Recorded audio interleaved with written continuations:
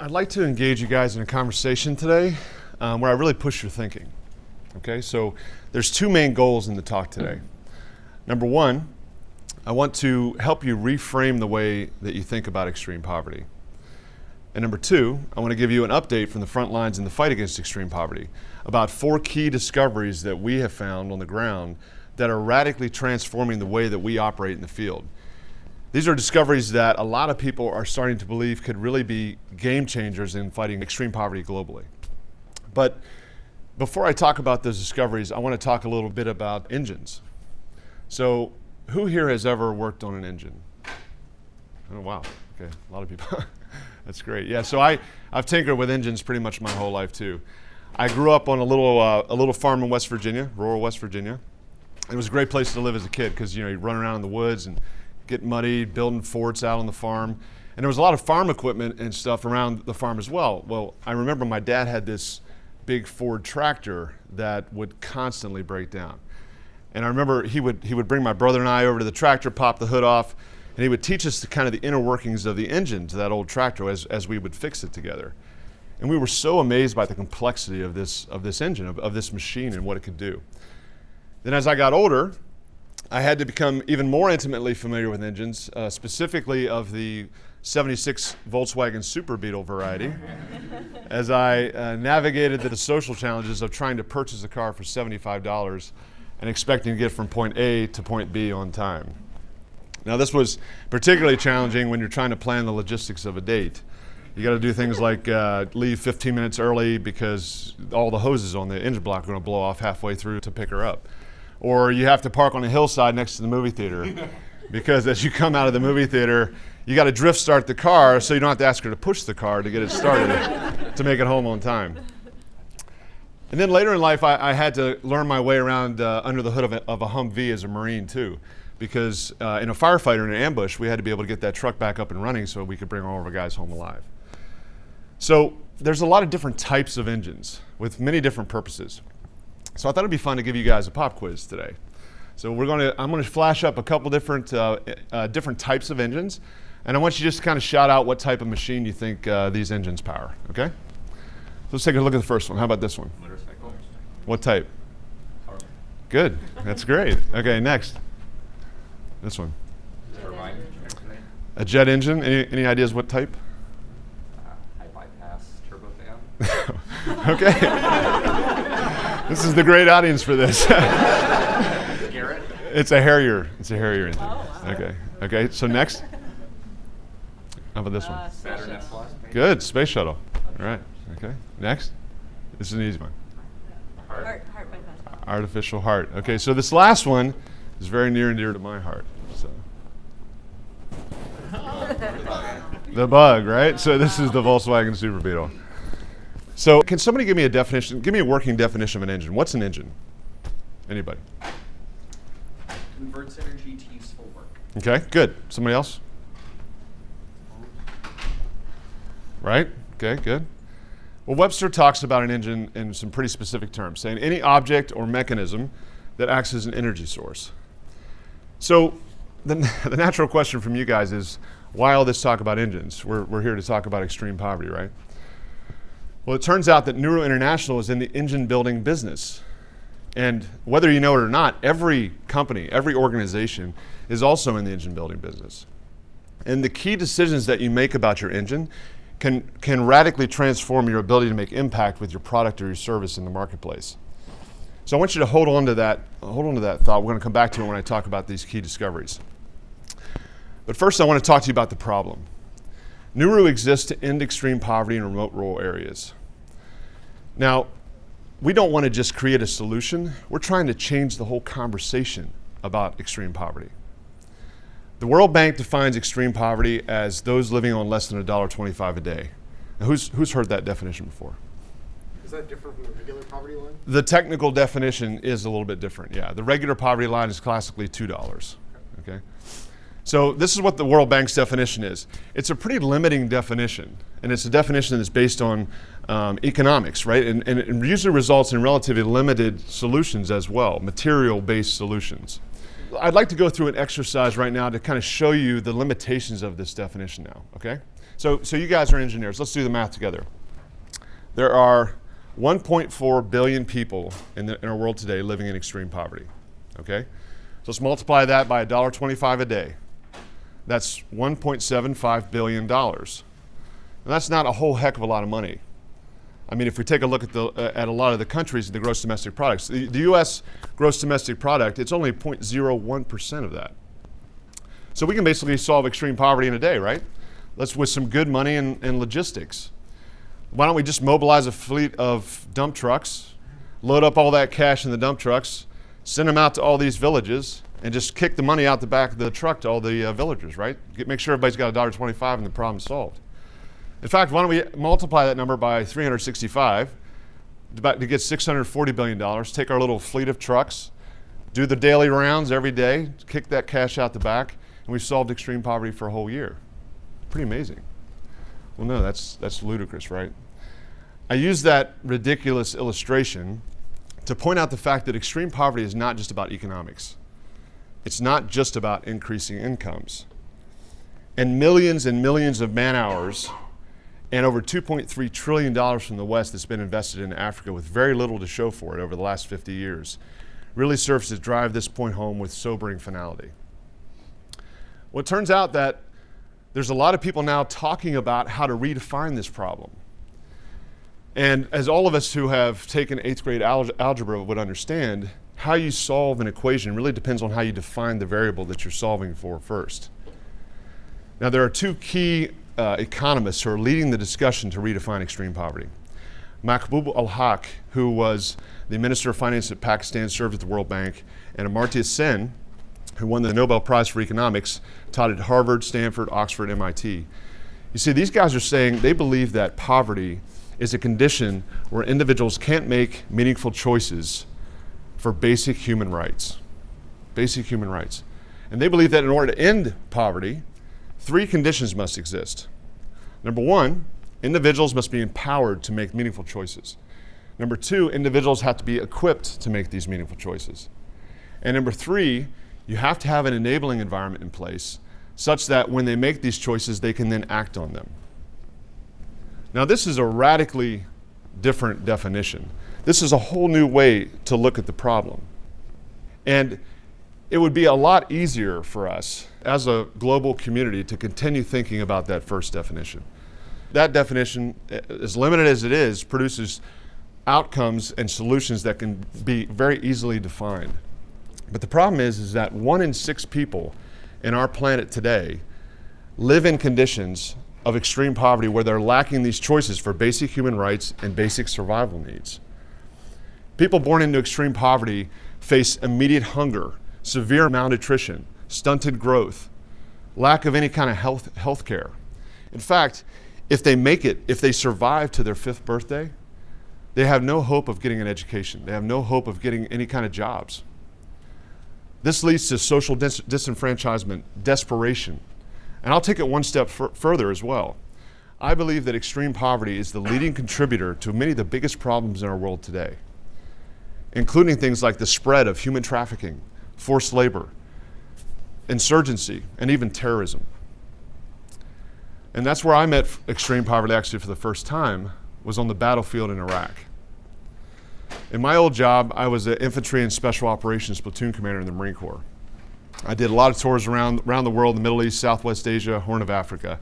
And it was during my combat tours in Iraq, I had some really gut-wrenching experiences that forced my eyes open to the connection between the horrific conditions of extreme poverty and the spread of insurgency, terrorism, kind of general global instability around the world.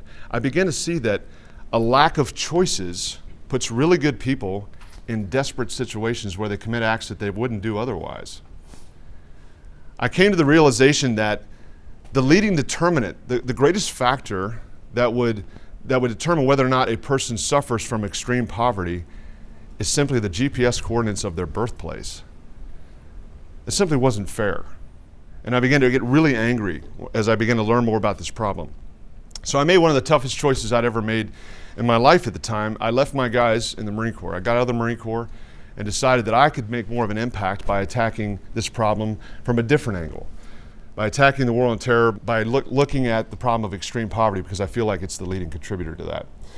So I left the Marine Corps and got out and figured out, I had an engineering degree from the Naval Academy, and I realized I don't have the first idea about the science of poverty, right? I wasn't a development economist, I wasn't a Peace Corps guy.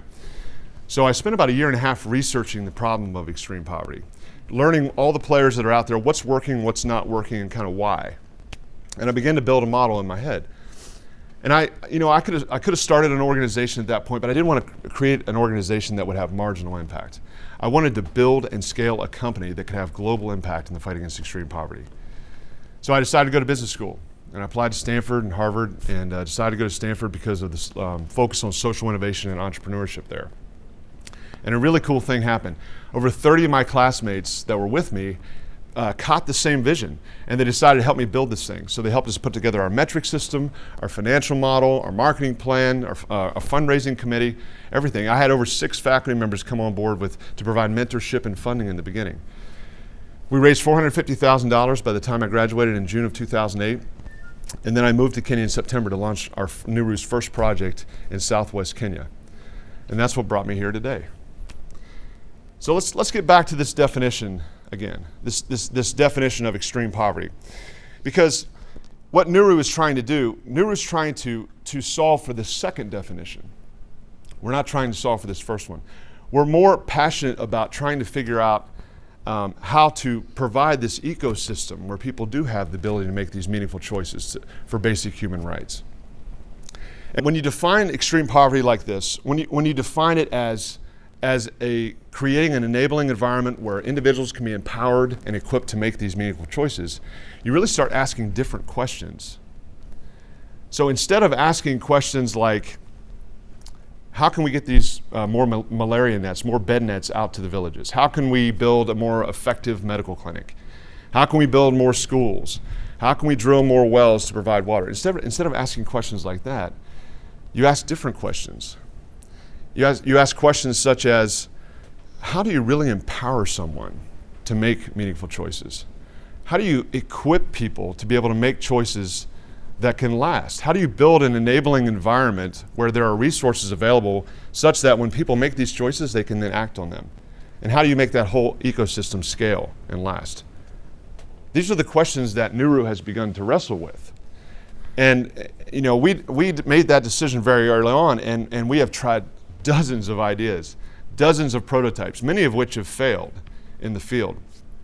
But over the time that we have run Nuru, we've come across 4 key learnings that have been real game changers for us in the fight against extreme poverty. 4 key learnings that I really feel are going to have global implications in this fight. So I want to share those with you today. The first one, instead of what, start by asking who. We have found that you need to focus on people first, not solutions. Effective leadership must be the foundation of any kind of poverty solutions if you're going to make them last. So we have devoted a lot of resources to commit and build a leadership program as the foundation of our entire model.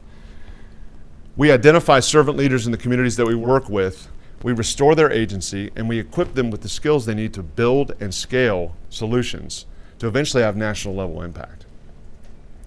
Second key learning. Ask questions around key areas of need first before you start looking at solutions. Need first, then solutions. The Nuru model is an integrated model.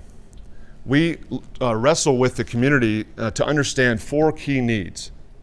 We look at hunger, lack of ability for a family to cope with economic shocks, unnecessary disease or death, and lack of quality education. By looking at these needs in an integrated fashion, we can work with the community to build solutions that will lift the whole community out of poverty. If you just focus on one of those, the challenges of the other 3 needs will knock the community right back down into the poverty trap. But with an integrated approach, you can lift the entire community out to stay out. Our third key learning. Research the best solutions and best practices out there. Equip the local leaders with these ideas and let them decide which ones are the best for their context. We have a team that's gone out there and researched the very best ideas out. There's a lot of great ideas out there you guys probably already know about. to fight extreme poverty that are sustainable and scalable in each one of these silos to address each of these needs. We take those ideas from around the world, we package them into what we call research packets, which are essentially case studies. Then we sit at the table with the leaders, the local leaders that we're working with, and we wrestle with these ideas, the pros and cons of the different ideas, focusing on 3 key criteria: scalability, sustainability, and impact. Once they're equipped to look at each solution through that lens, they then make the decision on which solutions are best for their context, using their own expertise, their own knowledge base, and their own cultural context of the communities they're working in. So key lesson number 4, you have to build a sustainability engine to sustain the impact from the interventions that the local leaders are selecting, and then scale it to drive growth throughout the entire country. And that gets us back to this discussion about engines that we started with. So let me ask you another question now. If you want an engine to continue running, what do you need? Fuel. Fuel. Good. It's a pretty easy question. You guys are too smart for this. Fuel, okay? So just like engines, every company out there requires fuel to continue growing, to continue running. And there are 2 key types of fuel companies need: money and people. You need to ask 2 critical questions around this issue of fuel. Number 1, where's the supply? What's your source of fuel? And number 2, how are you going to grow that supply over time as your company grows? Well, regular companies in the private sector struggle with that, but it's the same in the social sector. Poverty-fighting organizations must ask these 2 critical questions if they want their impact to last. And honestly, this is where a lot of nonprofits and a lot of social ventures fail. A lot of good ideas die on the cutting floor because they can't answer the questions about fuel. Now, this is where we're a little bit different. From the very beginning, Nuru has focused on this issue of fuel. We're committed to self-scaling, self-sustaining models on the ground. We believe that we go into a country, and over a 7-year period, we build this enabling environment that can empower and equip individuals to make these meaningful choices, and then we tackle on a sustainability engine that will allow the local leaders to sustain and fuel the growth of that impact long after we leave. And then we exit after 7 years, Western funding and Western people, out of the community, and then that community, that model, that region grows to eventually have national level impact. But it's organic. Now, this is a key point of differentiation that we have from other models. Who here has heard of Jeffrey Sachs and the Millennium Villages Project? Okay, good, several of you had. We often get compared to them and as an alternative to the Millennium Villages Project. Now, we have a lot of similarities to what they do, and we've learned a lot from what they've done as well, as they've grown over the years. But there are a couple key differences that I'd like to share with you today that are critical to this discussion. And it really focuses around this issue of fuel. You see, Millennium Villages have bet the farm on this idea that if they can figure out a way to fight poverty holistically using Western ideas, Western capital, and Western people, then the rest of the world will open up their pocketbooks and fund the rest of the work globally. They believe that the ultimate solution really lies in Western resources, okay? Well, at Nuru, we feel the opposite. We believe that the fuel needs to be sourced and supplied and grown organically from within the country. We believe that the real solutions have to be owned by the local leaders that we train. If they build these solutions with us, they'll understand the inner workings. Just like if you're working on an engine. If you work on the engine, when it breaks, you know how to fix it. And that's really been a critical point of distinction for us. So how does Nuru address this fuel question? How do we answer those questions? We have 2 main programs that we focus on. Essentially a leadership factory, and we build a diversified, scalable business. That's how we address this fuel issue. I'm going to talk about each one of these. First of all, the Leadership Capacity Factory. We've built this leadership program that I talked to you about before, and the real focus of this leadership program is we are identifying promising leaders from the community. Okay, they're not always the ones that are in the traditional positions of power. We bring those guys in, we teach them good leadership principles, we restore their agency, and then we equip them with the skills they need to build these solutions and scale them. So let's talk about restoring agency for a second. That's a really challenging thing to do in a lot of these places. And the reason for that is because over the last 50 years, these guys have been told that everything in their background, all their experiences, all their knowledge over the years is worthless because it got them into poverty. They've been told that the only good ideas out there can come from the West, from the outside. which is crap, right? I mean, the biggest lesson that I've learned is the most important resource in solving this problem lies within the latent potential within those trapped in extreme poverty themselves. So the first step we have to do is we have to get them to believe in themselves again. We have to restore that identity to them. Now, once they believe they have something to contribute, the second step in restoring agency, we have to give them a seat at the table of the discourse in discussing different solutions as peers, not as stakeholders, not as beneficiaries, but as peers, to wrestle with these ideas together with us. And then we have to build this enabling environment so that when they make the decisions and they choose the solutions, they have the resources that they need to build and scale these ideas, these programs, okay? How does this look in practice? So in Kenya, we have a Kenyan training team that works with our other Kenyan staff there, and they're teaching things like how to clearly define goals to drive impact in your programs, how to properly align those goals with the larger organization's goals, how to specifically define roles, responsibilities, and expectations within an effective staffing model to drive impact. In Ethiopia, we're piloting a program planning process and curriculum to understand the need and wrestle with the need with community members, and then work with them to basically build a solution with them out of those case studies that I talked about to address first the need of hunger in Ethiopia. So let's take a look at the second type of fuel, okay, the money. How do we do financial sustainability? Nuru goes out and recruits successful business people and equips them with all the tools that they need to build a diversified, scalable business whose profits then fund the nonprofit work. We provide world-class training in business and leadership. We provide seed capital. We provide working capital. And over the 7-year life cycle of our project, that business grows and becomes profitable to the point where it can fund the work of the nonprofit side, independent of Western capital, independent of us. Now, a lot of people ask, well, how does that work in practice? That sounds much more tough. And I would actually warrant that that's the easier one. The leadership capacity is much more difficult. On the financial side, what we do in Kenya is we've built a for-profit entity within a nonprofit umbrella, okay? We have 3 different business units under that umbrella. We do agribusiness, a dairy project, and green consumer products. Let's take a look at agribusiness as an example. Our agriculture program increases crop yields to help our farmers feed their families, but they also have a surplus now. But they have no market for this surplus. Our agribusiness goes around and buys up all the surplus maize. We store it, we build granaries to store it, and then we offload it into the market. Okay, and we capture all that profit and drive it right back into the organization, okay, to fund the growth of the nonprofit side. In Ethiopia, we're building 2 separate legal entities. One, a strictly nonprofit, one, strictly a for-profit. The nonprofit focuses on building the enabling environment and empowering people with the ability to make these choices and design solutions and scale them. The for-profit entity is a totally separate entity. It's a business that is, we've structured it, we provided a corporate structure such that the leaders, the senior management are properly incentivized to spur growth of the company. And at the same time, we can ensure that the majority of the profits made by the company are driven right back into the nonprofit. Now, I'm really excited about our stage of growth at Nuru right now. We're in proof of concept, and we're approaching the proof of our model. Once we prove that this model works, we're going to give away our engine building technology.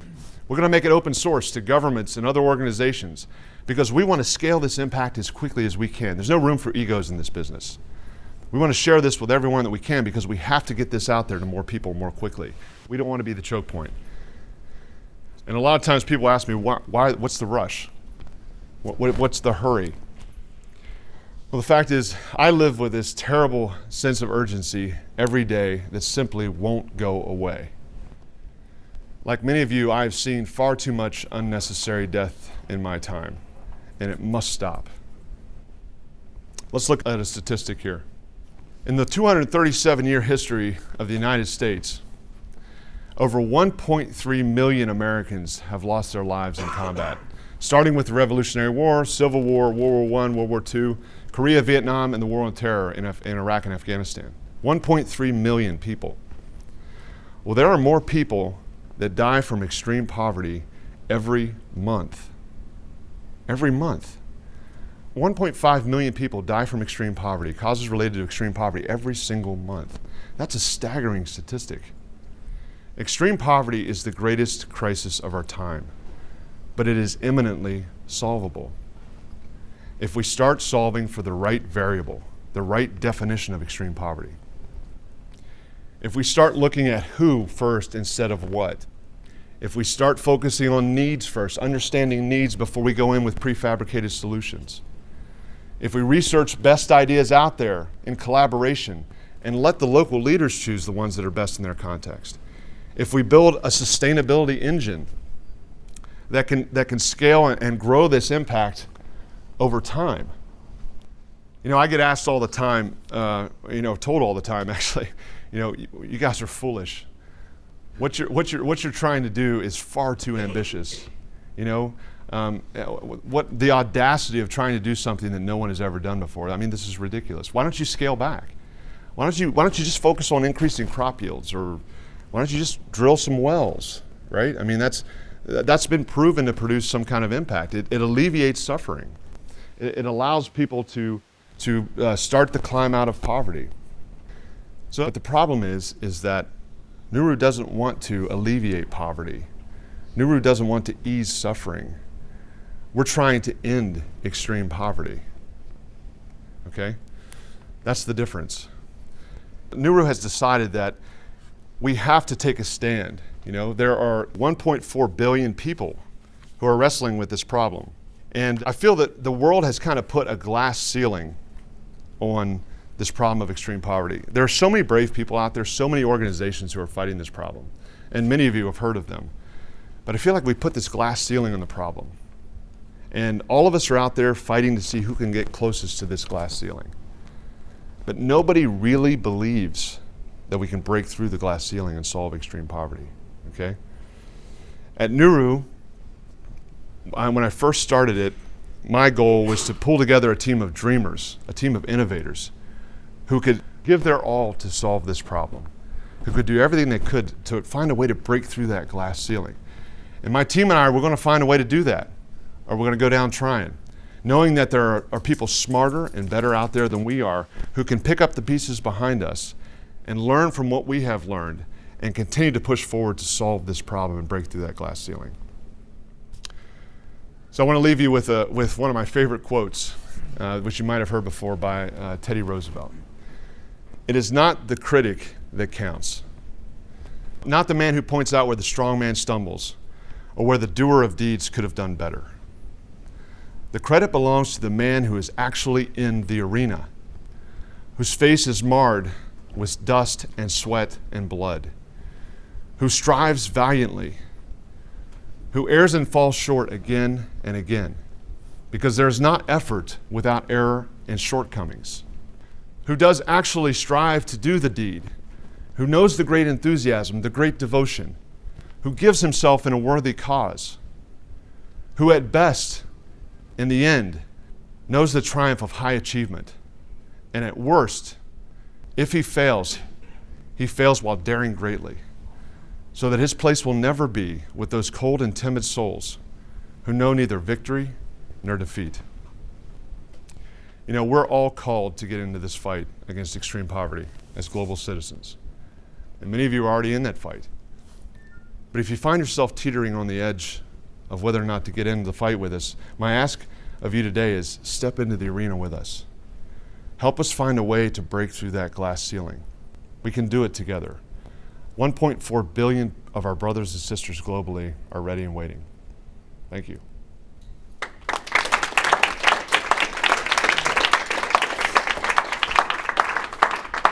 So with that, I'd like to open it up to questions. I'm sure you guys probably have some questions. Yeah. Great. Thank you first. So you said once you finish this pilot, you can open source. Mm-hmm. And can you tell me about first what the timing is on finishing the pilot and when you're going to be ready to start kind of assisting other people to deploy it? The second question is, let's say I were involved in Liberia, in development in Liberia. What do you think it would take to deploy something like this there? That's a good question. So the first question is, how long is it going to take us to finish proof of concept where we can begin to open source this technology to everyone?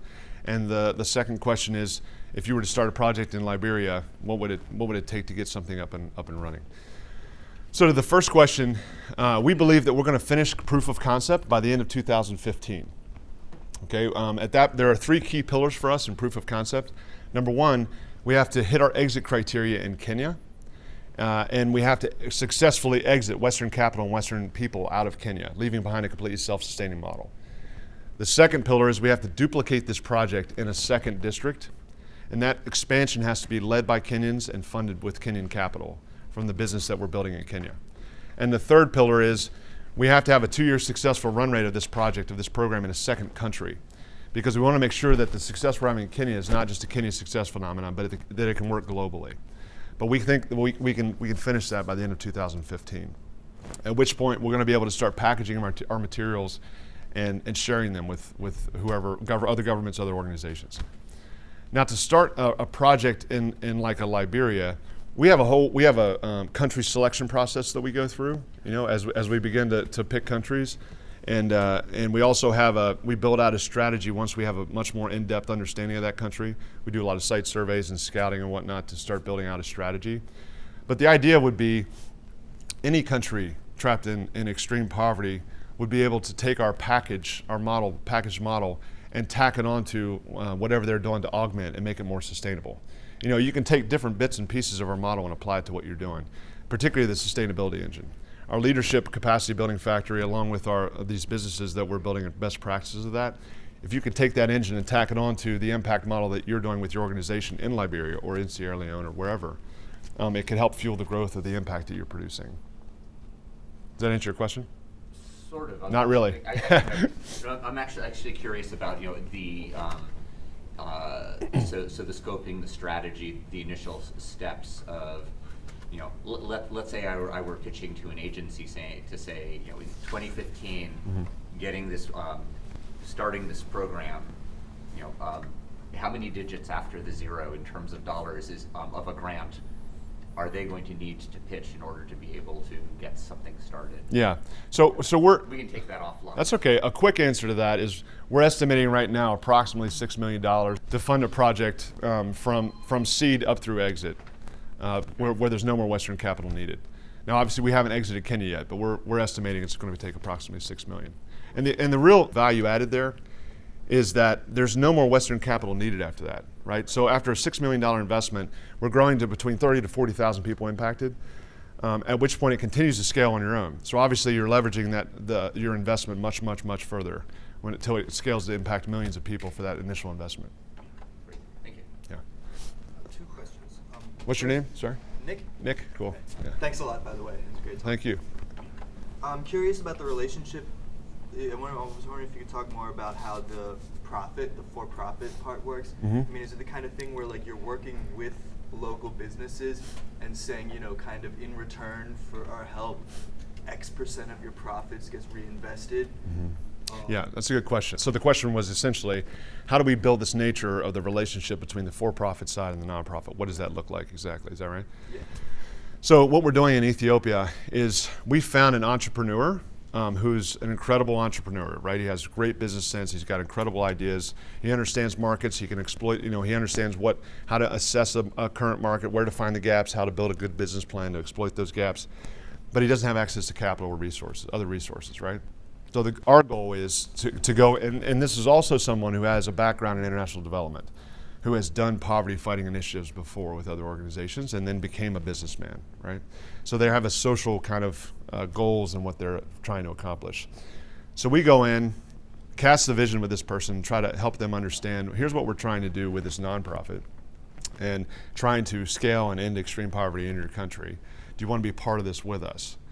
So we actually, there's a lawyer here in Silicon Valley at Jones Day, who's the national expert in hybrid for-profit, nonprofit models and figuring out how to structure proper incentives and like equity structures, whether it's preferred stock, common stock, that kind of stuff, to make sure that the proper controls are in place so that, this person's a good person that we're working with, the entrepreneur, right?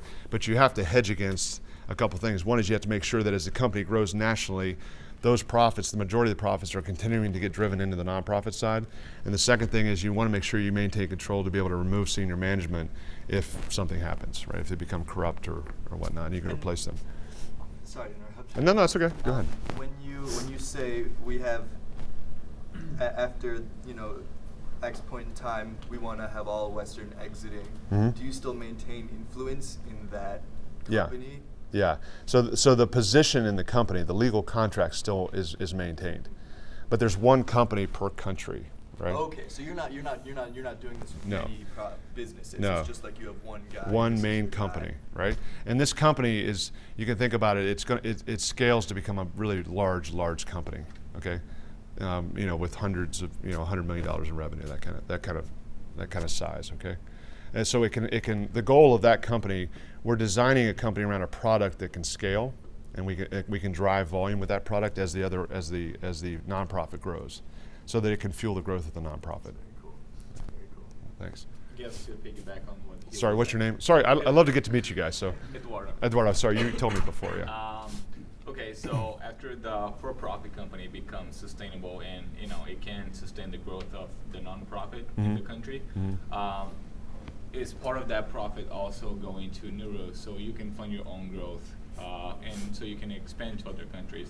Because I don't really understand how you get your financing. Do you have a bridge loan or where does your financing come? I understand that you have the initial funding from your professors or whoever you got the money from, but how do you continue to grow? That's a great question. So just to repeat your question, it's basically the issue of Nuru International Corporate. How do we fuel its sustainability, right? How do we finance that? Do we is it like a licensing agreement on the ground where these for-profit companies are sending a fee back to the states, something like that? So that's an excellent question, and the way it's structured right now is Nuru International is a 501c3 nonprofit. It's funded by philanthropy.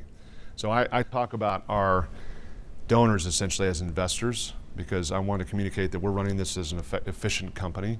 I don't look at this as a nonprofit. I want our investors to feel like they're getting the biggest bang for their buck. We're leveraging their investment as far as we can to drive impact, but there is no financial return from Nuru International, right? So the concept is Nuru International, the nonprofit, essentially does small business unit spinoffs in these countries. So they inject an initial amount of capital into a country, grows and scales to become self-sustaining, and then it's independent. Okay, no more Western funding is injected. I'm Mike. Hi, Mike. Can you say a little about, for your leadership development program, who the sort of most successful graduates of that are? Are they young, old, male, female? Did they previously have a leadership role, or are they new to that? Yeah, that's a great question. The question was, can you talk a little bit about some of the graduates from the program? What's their profile? What's their background and kind of history? It's really diverse, and there haven't been any quote unquote graduates yet. So we've begun piloting the curriculum and the process in Kenya and Ethiopia, but we've had some pretty great successes, and one example of that is a lady named Milka, who was a farmer who had no power within her community at all. In the area we work in Kenya, women are pretty horribly oppressed. It's a very paternalistic society. It's a polygamous society, and so she had 6 kids. They were all starving, and she enrolled in the program as a farmer. Did very well because she was a very hard worker. First, she became a group leader over 10 farmers. Then she became a field officer where she was managing about 50 farm families. And now she's a field manager where she's managing about 500 farm families. So that's one example of a type of person that we are empowering. And she's around 40 years old.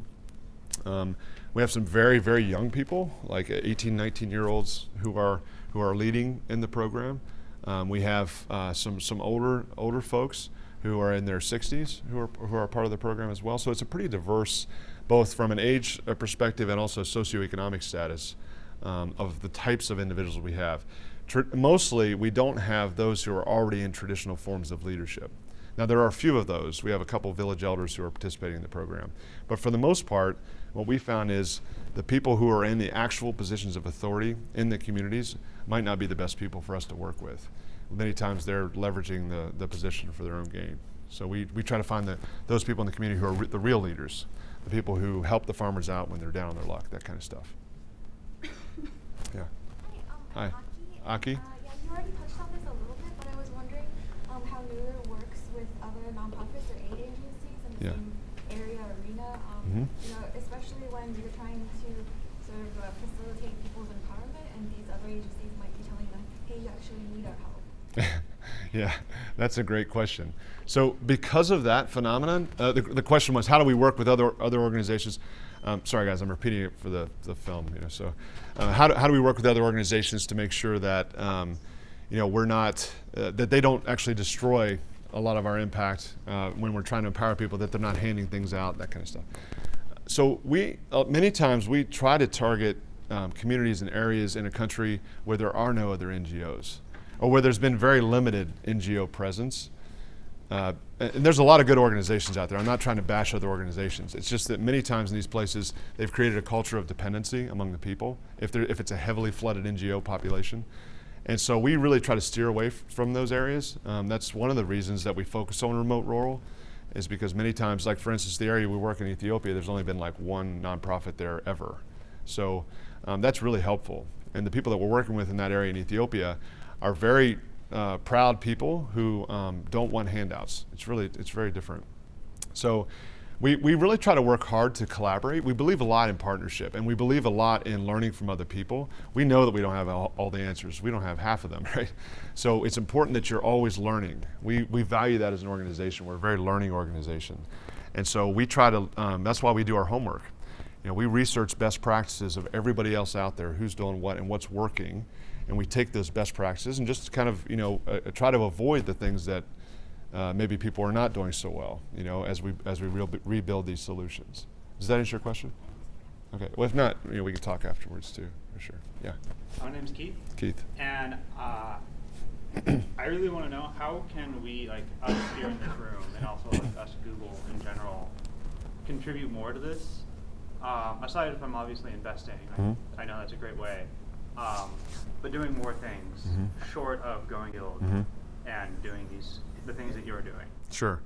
Well, I can proudly say that we are already leveraging a lot of your technology. So we're a virtual organization, right? I mean, I'm the CEO, but I live in the field 75% of the time. And my corporate structure of our company, actually many of our Nuru staff here live in the US.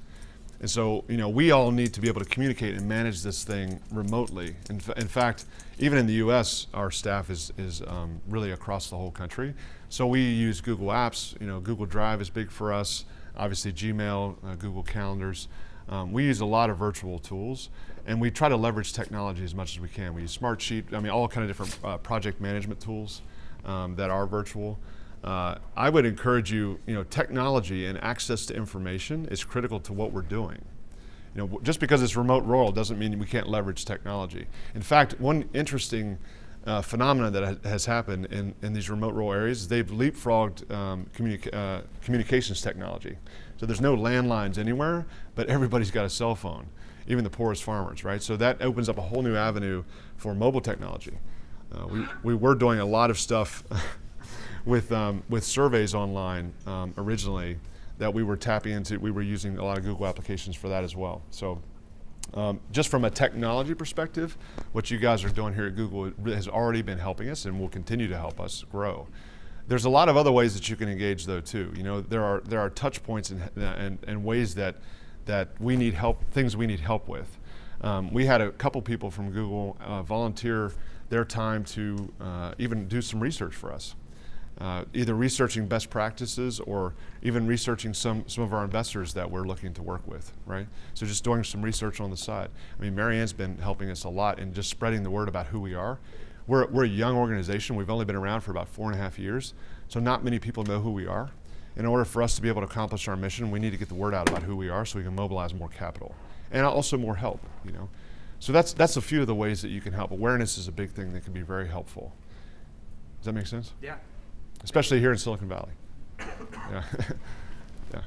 Hi, my name is Rebecca. Hi, Rebecca. I know the context is a little different, but I feel some of our here in Western civilization, some of our most disenfranchised communities suffer from the same issues of lack of empowerment, lack of opportunity. Do you feel Nuru can apply, is it a goal at all of Nuru to bring some of these things, stateside or back to Western civilization, or do you know of any organizations that have a similar model working with not necessarily extreme poverty, but certainly people living in poverty? Yeah, that's a great question. So the question is, can we take our essentially our technology and take it back to the states and help domestically with poverty issues and issues of disenfranchisement and whatnot? And also, are there other organizations that are doing that currently? The answer to that is yes. We as an organization are focused on extreme poverty in remote rural areas internationally. But like I talked about, we want to open source that technology. Specifically, our leadership capacity factory, our leadership program, is specifically oriented to help with a lot of the challenges that are in urban poverty areas, impoverished areas here in the States as well. A lot of youth in the inner cities could really benefit from this type of curriculum, because our leadership program is not just a cutesy curriculum that teaches people leadership principles. It's a whole philosophy and process and curriculum, right, that combines together to restore agency to people, to get them to believe that they have something to contribute kind of globally. And that's very relevant to a lot of the challenges, particularly with youth in the U.S. So absolutely. And then there's some other organizations domestically that we have talked to that are starting to think along those same lines as well. I can't remember them off the top of my head, but if you follow up with me, I can get some names to you. Yeah. Why don't we take 2 more questions? Yeah, good. That's good. Yeah. So it sounds like the for-profit component is very critical. Mm-hmm. So going back to engines, single point of failure, most startups, at least in the Valley, fail. But how are you hedging for that? That's a great question. Spoken like a true engineer. Are you an engineer? Yes. All right. Yeah. Okay. That's one of the issues is you really have to think about managing risk, right? So when we build these businesses, we do our best to diversify across. That's why we don't build just one business. Okay. So we're not just buying mangoes and processing mangoes. What happens if there's a blight to the mango trees and our entire business is wiped out, right? So we try to diversify across several different business units that are very different from one another to try to hedge against that risk. We have to have an economic engine to fuel the growth of the nonprofit side long term. And so what we're trying to also build into our leaders is the ability to, when problems do come, they're able to actually fix the problems on their own, right? So just like any company here, you're going to run into problems, right? There's going to be risk, things are going to happen, but we innovate and we solve problems to get past that. We're equipping our leaders on the ground and our business people to do the same thing, things like design thinking, right? So they understand the need, they understand the problem, they can brainstorm and innovate, prototype past that challenge to build a solution that can last and get around that problem. Does that answer your question? Yeah. Okay, guys, thank you so much for coming today. I really appreciate it.